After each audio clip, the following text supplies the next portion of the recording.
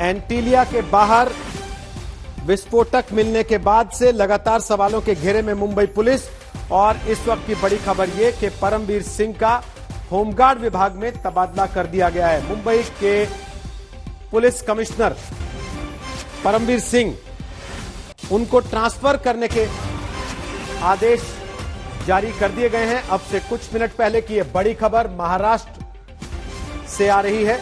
लगातार सरकार पर, लगातार गृह मंत्री पर, गृह मंत्रालय पर सवाल उठ रहे थे इस मामले के बाद से, और खास तौर पर एक पुलिस अधिकारी के शामिल होने के आरोपों के बाद जिस तरीके की चीजें सामने आई हैं, उसमें गाज मुंबई पुलिस कमिश्नर परमवीर सिंह पर गिरी है और परमवीर सिंह का तबादला होमगार्ड विभाग में कर दिया गया है। साहिल जोशी हमारे साथ आ गए हैं इस वक्त और जानकारी लेकर। हेमंत नागराले मुंबई के नए पुलिस कमिश्नर होंगे। साहिल, बताइए विस्तार से।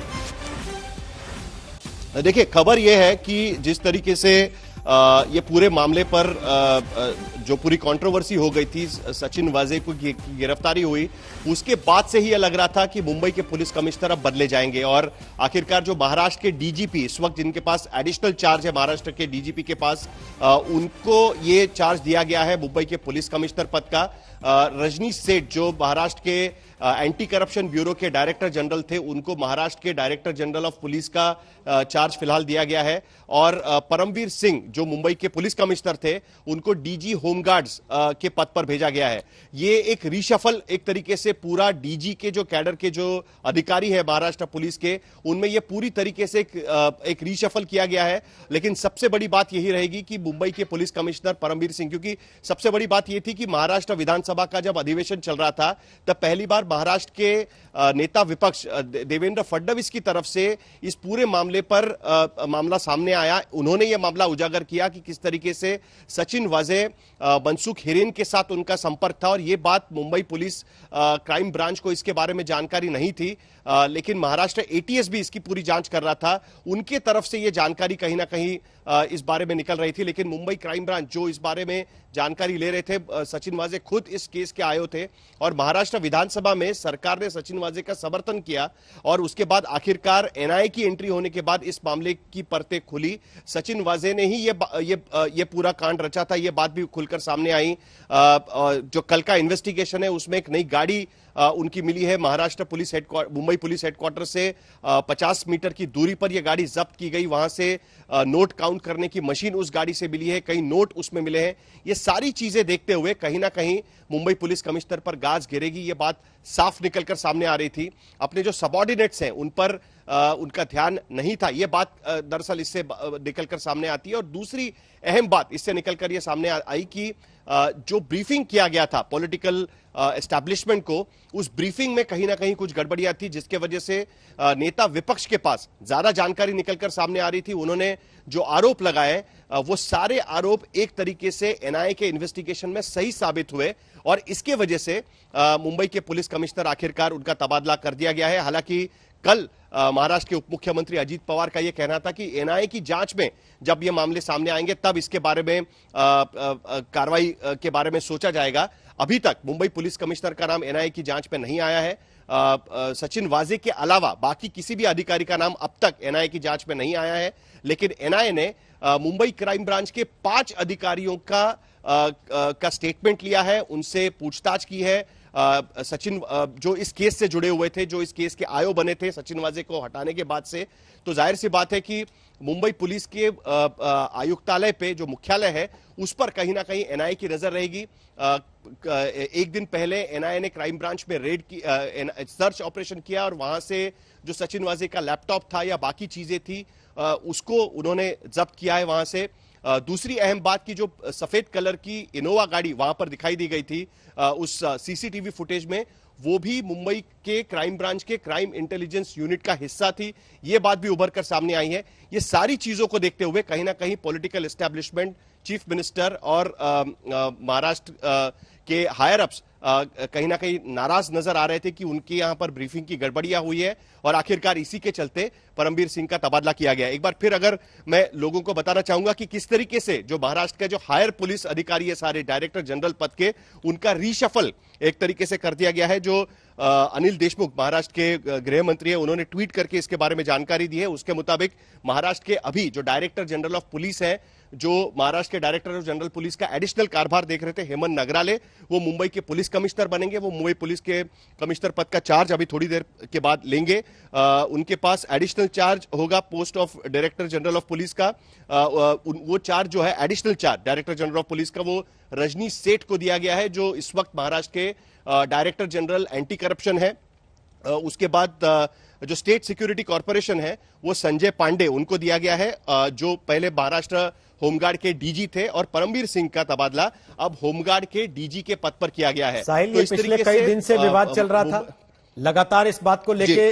आपने खुद बताया कि देवेंद्र फडणवीस दबाव बना रहे थे कि मुंबई पुलिस कमिश्नर पर कार्रवाई की जानी चाहिए।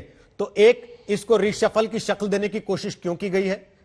दो, क्या इससे सरकार के लिए झटका कम हो जाएगा अगर इसको रिशफल की कोशिश करके बताया जाएगा? और तीसरी बड़ी चीज ये कि जब आप खुद इस बात को बता रहे हैं कि सरकार के अंदर यह संदेश साफ है कि सरकार को जानकारी ठीक से नहीं दी गई पुलिस के अधिकारी की तरफ से, मुखिया की तरफ से, या इसको ऐसे समझें कि सरकार को गुमराह किया उन्होंने?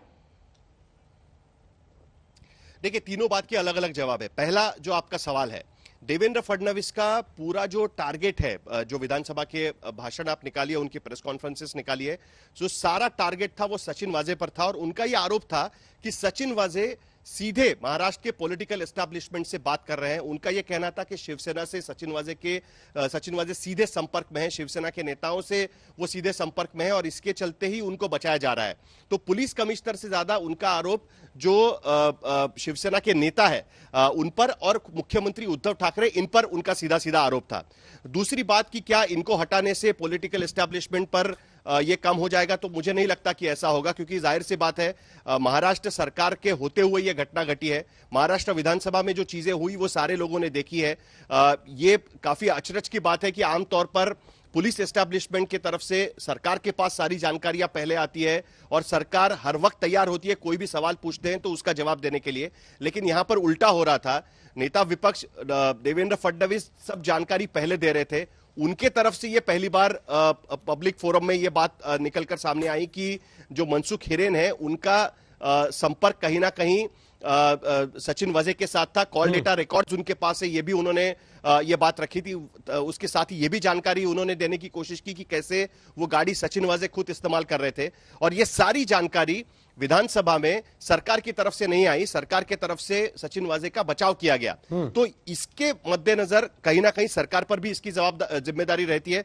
जाहिर सी बात है कि सबसे पहली जिम्मेदारी मुंबई पुलिस कमिश्नर की होगी, क्योंकि उनके अंडर मुंबई का क्राइम ब्रांच आता है। क्राइम ब्रांच जो मुंबई का है वो मुंबई के पुलिस कमिश्नर के दफ्तर के जो विवाद में है एंटीलिया वाले घटनाक्रम के बाद से, एक ऐसा अधिकारी जो पार्टी के साथ जुड़ गया नौकरी से बाहर होने के बाद, और फिर दो राजनीतिक पार्टियों में इस बात को लेकर रस्साकशी होती है कि हमने भर्ती नहीं होने दिया था, आपने क्यों होने दिया, क्या आपने अपने फायदे के लिए होने दिया?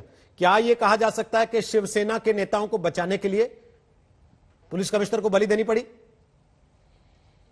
देखिए, पुलिस कमिश्नर की रिस्पॉन्सिबिलिटी एडमिनिस्ट्रेटिव रिस्पॉन्सिबिलिटी बनती है, क्योंकि पुलिस कमिश्नर मुंबई पुलिस के प्रमुख होते हैं, और मुंबई पुलिस कमिश्नर के दफ्तर का जो सीमा है उसी के अंदर मुंबई क्राइम ब्रांच है। क्राइम इंटेलिजेंस यूनिट कई चीजों में मुंबई पुलिस कमिश्नर को सीधे भी रिपोर्ट करता है, joint commissioner of police crime के थ्रू। तो इसके वजह से एडमिनिस्ट्रेटिव रिस्पॉन्सिबिलिटी भले ही मुंबई पुलिस की पुलिस कमिश्नर की होगी, लेकिन राजनीतिक रिस्पॉन्सिबिलिटी ये गृह मंत्री और उसके साथ साथ महाराष्ट्र सरकार की बनती है। और इसीलिए कहीं ना कहीं महाराष्ट्र सरकार के लिए बहुत बड़ा झटका है आने वाले दिनों में। नहीं, दबाव उनके लिए भी लगातार विपक्ष बना रहा है।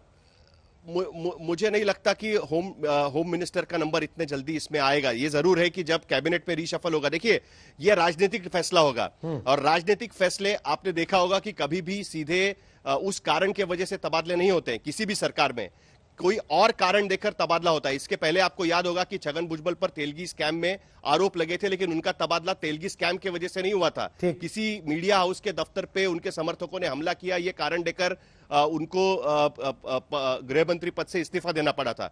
तो वो अब किस तरीके से होता है वो देखना होगा। हालांकि एनसीपी की तरफ से गृह मंत्री को क्लीन चिट देने की कोशिश है, ये कहने की कोशिश है कि उनका तबादला नहीं, उनको पद से नहीं हटाया जाएगा। लेकिन ये घटनाक्रम हो सकता है, ये पहला पायदान है, ये हम कह सकते हैं इस पूरे मामले में।